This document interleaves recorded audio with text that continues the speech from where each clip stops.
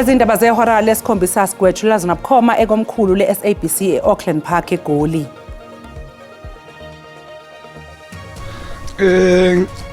Engingakusho nje sami ayisime ngesibonelo esinyanda sigazi kakhulu. WaKwaZungu eMbumbulu olahlekelwe yilungu lawo ngesikhathi lishayiswa yilo lamanzi likamasipala ufuna incazelo kanye nobulungiswa ngoCelani Zungu.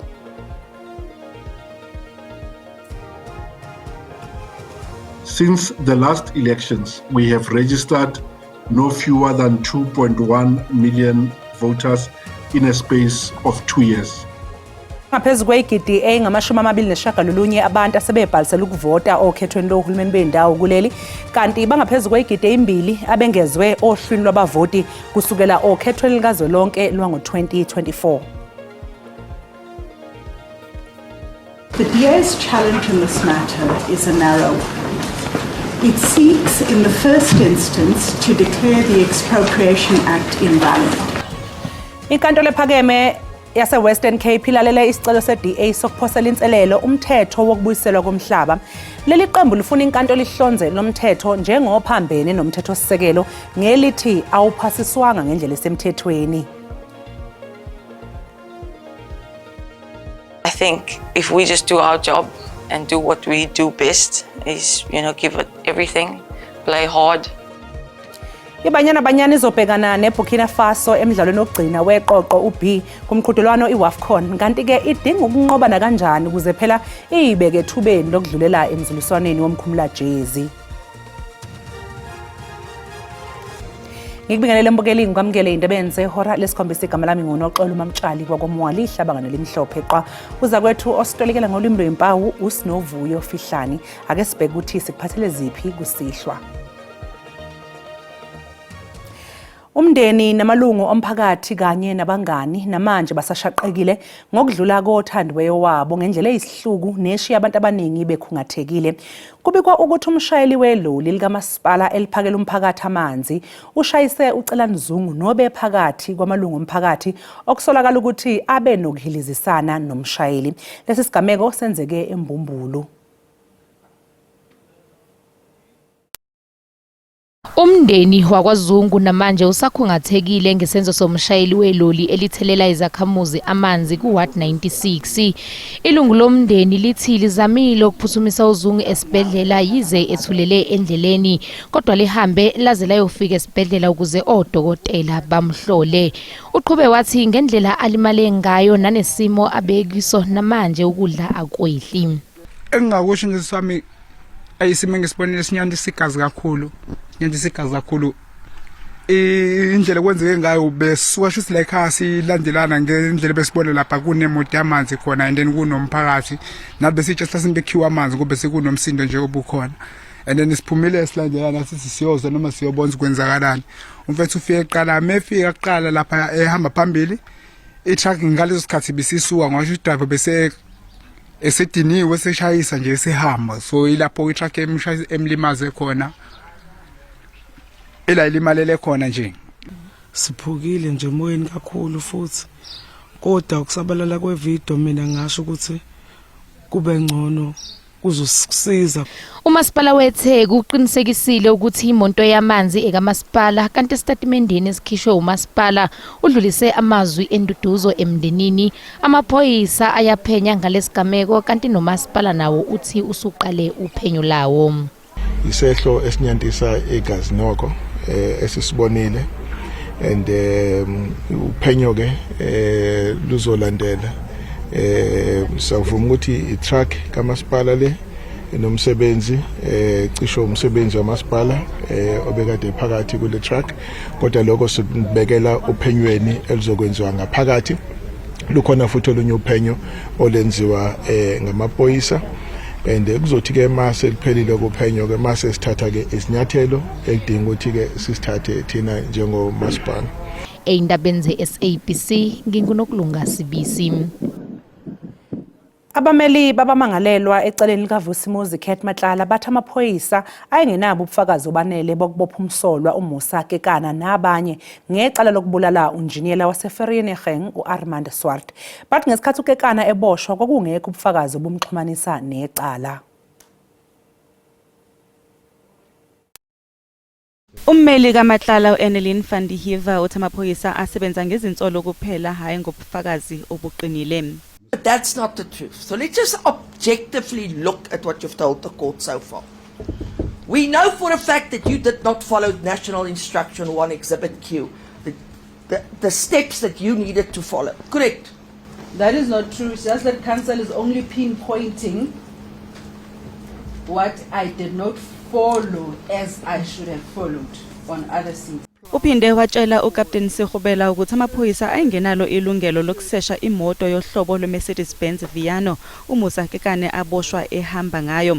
Imoto kanye nomuzi kaKekane kwaseshwa kwathatha nezinto ngaphandle kwencwadi yenkantolo egunyaza lokho.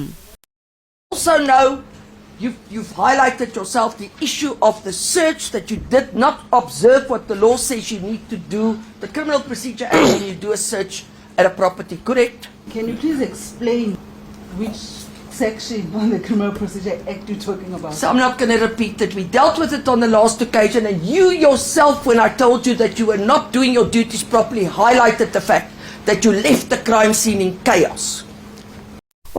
Unkosikazi wakhe uTsakani Matlala uMusa Kekane uThego Floyd Mabusela noNthabiseng Nzama babhekene namacala ahlukene okubala kuwo izinsolo zokuzama ukubulala usomabhizinisi uJoe Sibanyoni owayintombi kaMatlala uTebogo Thobejane nomdidiyelo omculi odume ngelika DJ Vetis.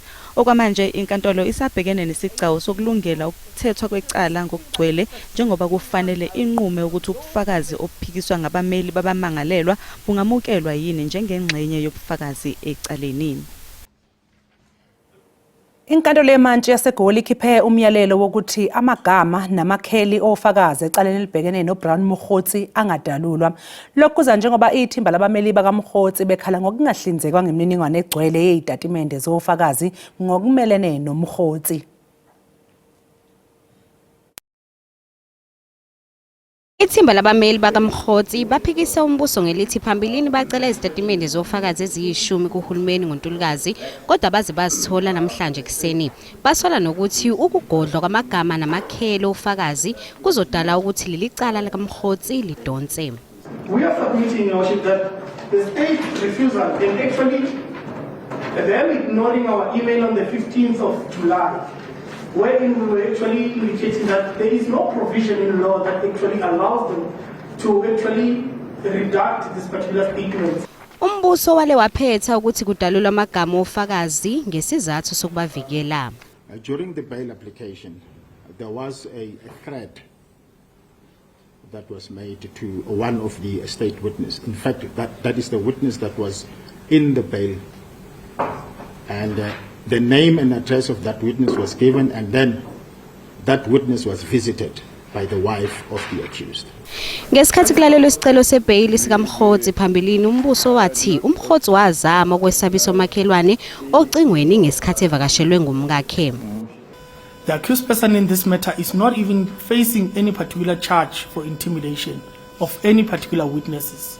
I would not make an order that the names and the addresses of those witnesses and those statements be revealed at this point in time. The application for having those names and addresses revealed is dismissed. Icala lizobuyela enkantolo mhla zingama-20 kwephezulu. Bangaphezu kwegidi engama-29 abantu asebebhalisela ukuvota okhethweni lohulumeni bendawo kuleli, kanti bangaphezu kwegidi 2 abengezwe ohlwini lwabavoti kusukela okhethweni likazwelonke lwango-2024.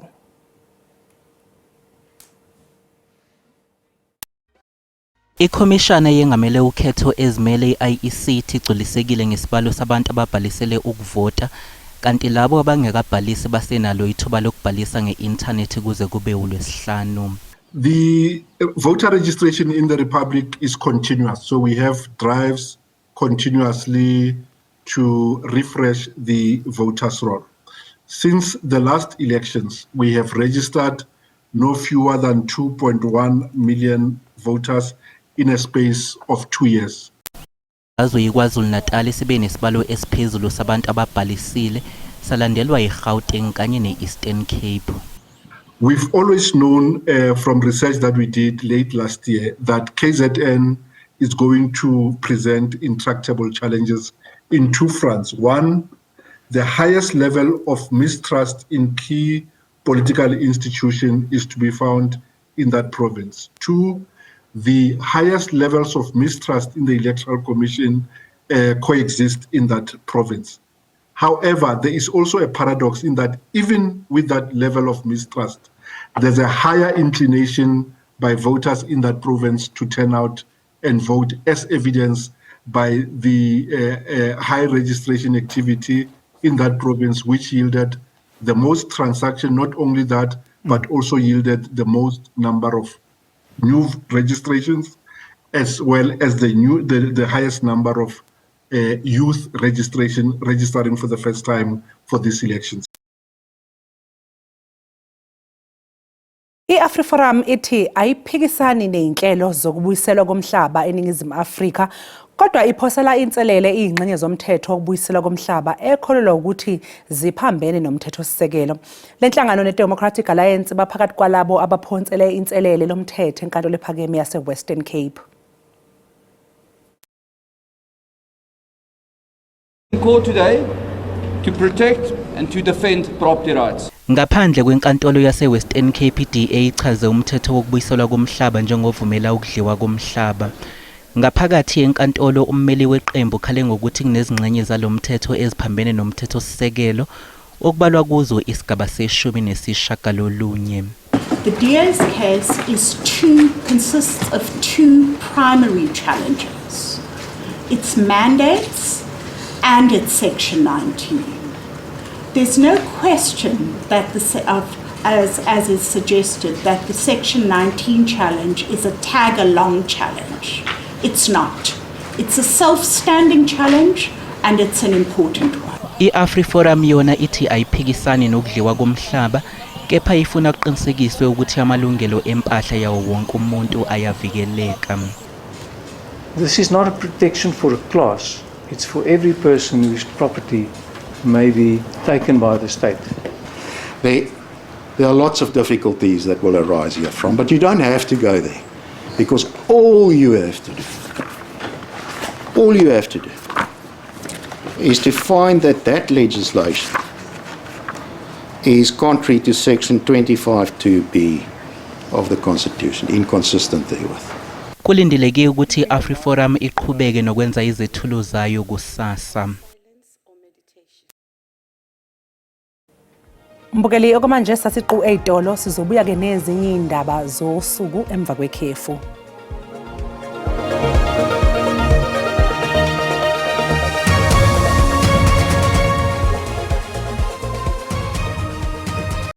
Sikubingelela siphinde sikwamukele mbukeli mangabe usanda kungena, asikwazisi ukuthi lezi indaba ziyatholakala ku YouTube na ku SABC Plus. Ungena nje kuze uyicinge amagama athi SABC izindaba. Izisulu zeyikhukhula zango-2022 KwaZulu-Natal sayiphindeza sala zingenandawo yokuhlala emva kokuthi abantu ababalelwa ema-30 okubalwa kuba besifazane nezingane besale dengwane bekhishwa ey'ndaweni zokuhlala zesikhashana ngumasipala weTheku.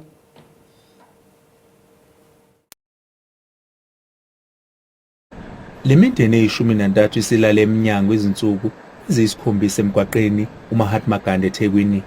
Laba balahlekelwa amakhaya abo eMlazi, eSiphingo kanye nasezwelisha eningizimu yeTheku. Sebehlale endaweni yesikhashana iminyaka emithathu. Ngeledlule bakhishwa kuleli bhilidi nokubaphoqe ukuthi balale emgwaqeni. Abanamanzi, akukho nezindlu zangasese. Bathi bangaphezulu ka-100 abantu ababeyizisulu zezikhukhula abasuswa lapha bayohlaliswa ezindaweni abakhelwe zona umasipala. Umasipala uthi laba akufanele bathole ukukhoseliswa ezindaweni zesikhashane ngoba abanye babo bathola izindlu zoxhaso kuhulumeni. Abanye bayasebenza bangakwazi ukuthi bakhokhe irent. Kodwa abantu bayakuphika lokhu.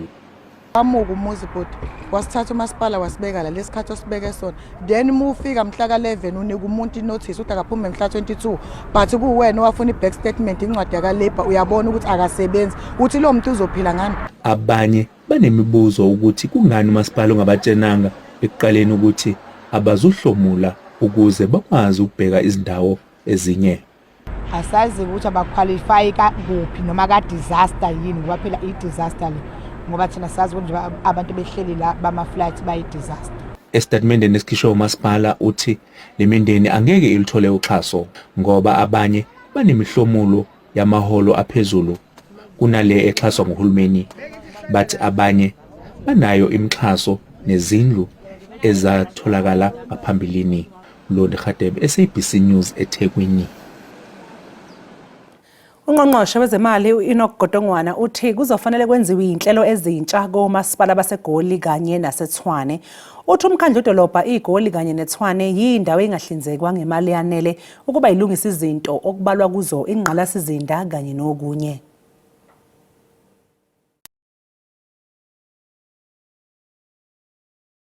Mali uEnoch Godongwana unxuse ukuba kulungiswe kabusha omasipala baseGoli naseTshwane. Umkhandlu dolobha iGoli kanye nomkhandlu dolobha iTshwane babhekene nenkinga yemali njengoba uyisebenzisa kakhulu kugesi nasemanzini. Ungqongqoshe uthi iGoli kanye neTshwane izindawo ezingabelwa imali eyanele yize izindawo ezinkulu kakhulu kulelizwe.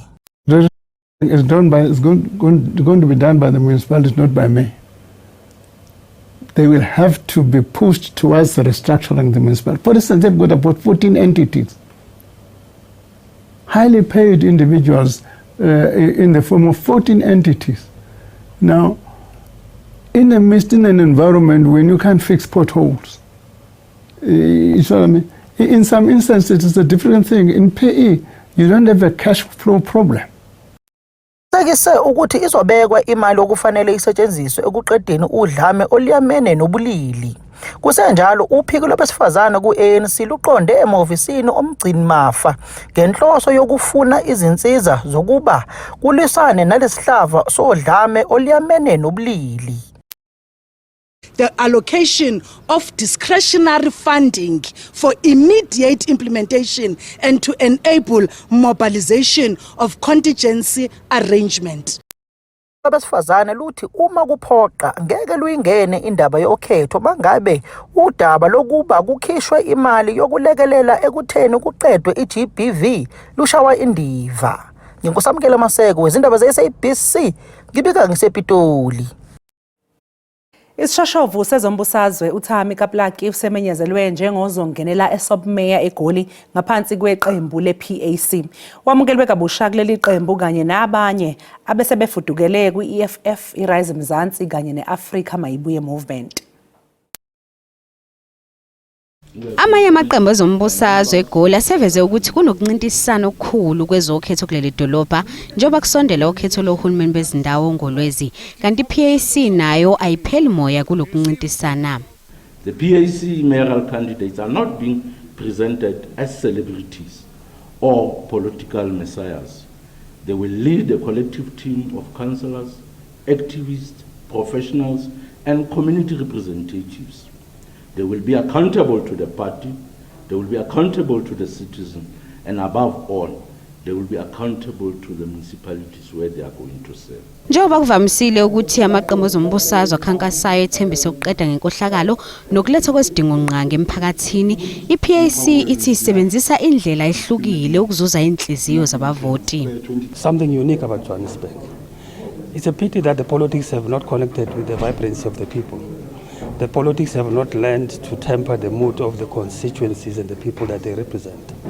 Politics of Johannesburg have been aloofed. iPAC sithembise ukwenza izinguquko kulokhu kanye nohulumeni ohlukile komasipala abaningi ngemuva kokhetho lwangoLwezi.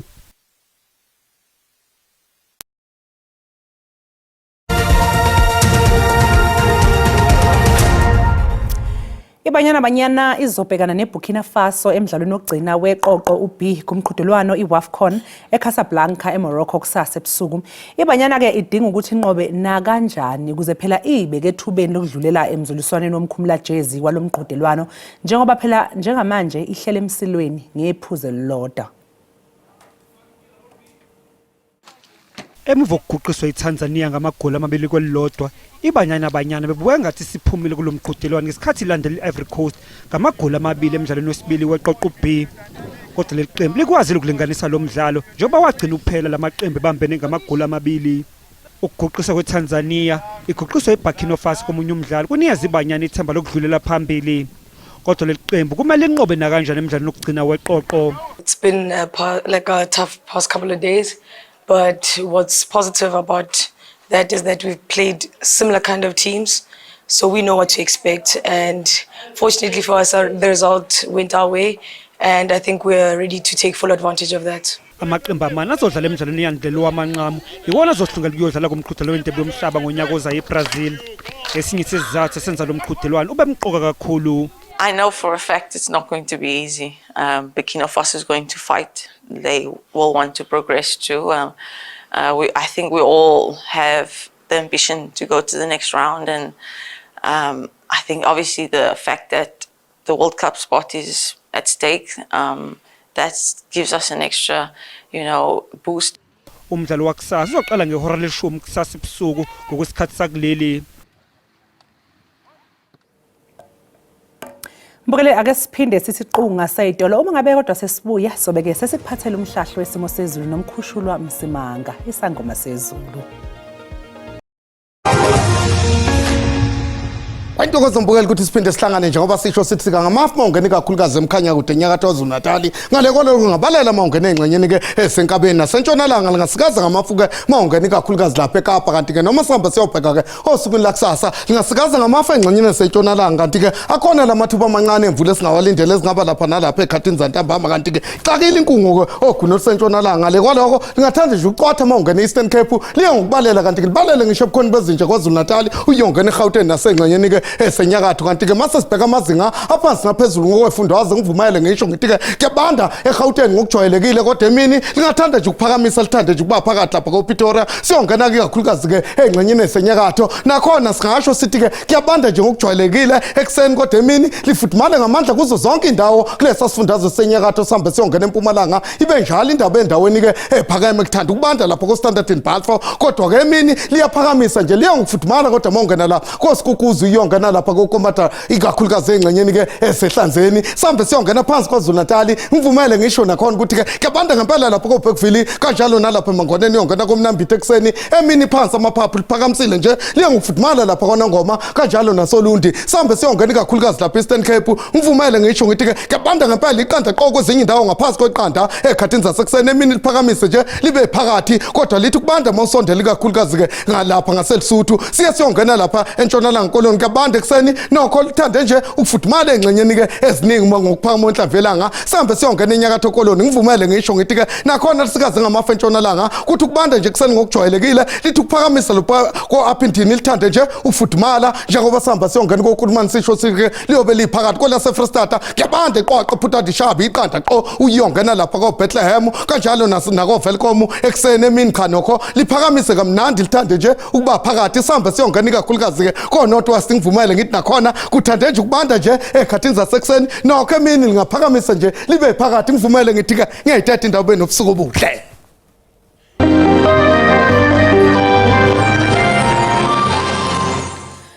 Mbukelisi sibeka lapha ke bese kuphathele zona kusihlwa kusasa abazobe bekhonoza kwethu neindaba ngolwimi lwesiXhosa ube nobusuku obuhle usale kahle.